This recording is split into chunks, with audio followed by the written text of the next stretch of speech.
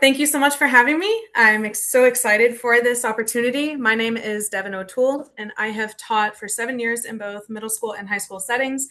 And I'd like to tell you that when I met my students last year, 73% of them were testing in the lowest testing bracket labeled limited. And this is unfortunately common across Cincinnati schools and the state. The numbers reflect that this is a compounding issue. If you take a look at these models that I found on Ohio's report card site concerning Cincinnati Public. If we're looking at the bottom two levels of basic and limited, it nearly doubles between the time that the kids are tested in third grade to eighth grade, showing that this is a compounding issue. And through conversations with my colleagues, I've come to understand this as twofold of literacy access and shame. I want to be really clear about something, though, that it is not about an inability to understand or think or learn. But when they know that they're going to get moved forward into that next grade regardless, that cycle continues and it affects every subject. As many educators know, that shame often shows up as defensiveness instead of curiosity. And our system is well intentioned, but it's built on this year to year progression system. And we compound that issue because the state requires that we give them grade level content. And when they fail a class and aren't put into credit recovery until the next year, we are absolutely waterlogging these kids. That's where mastery from the roots comes in. It can prevent this from happening. By the time they get high school, it's across the board. What if we made one shift that would be a policy change that then incites a practice change? Here is an example of our current grading system. It is, of course, aligned by standards, and we track it by the content. So what if instead of grading the assignment, what if we track the mastery of the standards themselves? So we begin at early literacy, and then we continue that support through middle and high school. As educators, we already differentiate instruction out the wazoo based on data, and we already align assignments to the standards. But when a student demonstrates mastery, they can actually progress into deeper content with that standard, or they can, if they're not mastering it, they can focus on a standard that they actually still need. It is translated then into the tried and true A through F system. In theory, organic failure will be far less common. For example, if a student has already mastered multiplication, they don't need more of it. Instead, they get pulled during a lesson to work on fractions, a skill that they actually struggle with. They don't need to make up that lesson that they've already mastered. They are instead supported and rewarded. Students can move in and out of groups fluidly based on these skills with real teachers guiding them and not self-paced programs like iReady or Morphology. This removes stigma and shame because everyone is receiving support just for different reasons.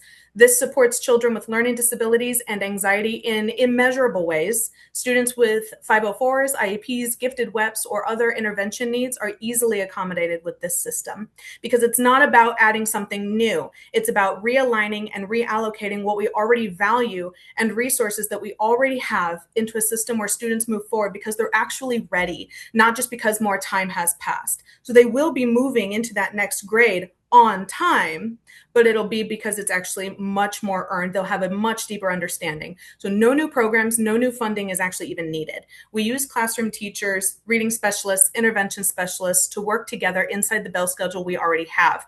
And importantly, this is already supported in Ohio through the credit flexibility law. Students can earn credit based on demonstrated mastery, not seat time. And we're seeing success with similarly structured approaches in Wyoming and Pickering District, how they implement the science of reading. There are many long-term effects of this as well. Fewer kids are going to need credit recovery classes, fewer RIMs, and graduation rates are going to go up because the kids actually are motivated to come to school, which will in turn fix the attendance issue. And right now, many of the kids don't even look beyond high school. Unfortunately, I see this with some of my students, that they don't see how the critical thinking skills that we teach them at this level and that growth mindset affects their whole life. I know that my kids are capable, and if we build them from these roots, then I know that they can really represent Cincinnati and influence Cincinnati in the best way. I know that the best way to support my kids is to ask for your consideration to make a clear commitment that mastery matters and Cincinnati Public can build it from its roots. Thank you. Thank you for that presentation. You're so smart. I Oh, thank am you. I am wondering if you are aware of other school districts who have accepted this approach? The practice, yes, I have seen success in Pickering District and in what was the other one? Wyoming District are doing the small group intervention from what I researched, but I have not seen a district, at least in Ohio, successfully implement the standards based strategy mastery system, which is why I would really like the opportunity to pilot it in Cincinnati and be that driving force that kicks it off. I know that it's not, I know I'm not reinventing the wheel here. I know that this has been an idea circulating in education before. And when I have tried it on a small scale in my own classroom, my students went from 73% to 45% of students testing in the lowest bracket within a year and a half. And I have every faith in the world that this can work. Thank you. Go ahead, Lisa. I'll go after you. Devin, if you said it, I missed it. What age grade would this be? Would you recommend this be implemented? I would recommend it across the board K through 12.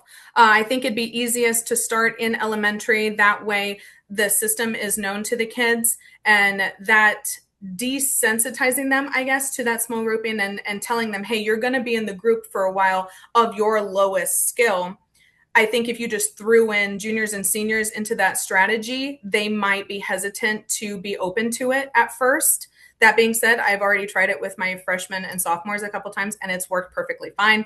But I think that having that support follow them through their K through 12 journey would give us the best results. And obviously, that would take time to see that overturn. But I think that's where it would be best served for now.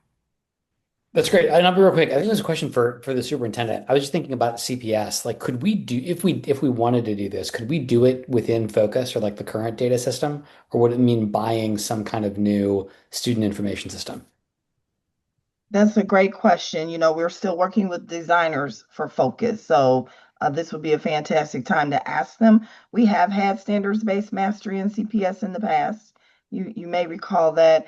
I think I recall parents and their feedback around it. I think some people have been used to getting like an A, a B, or whatnot, and this would mean, are you mastering a specific standard?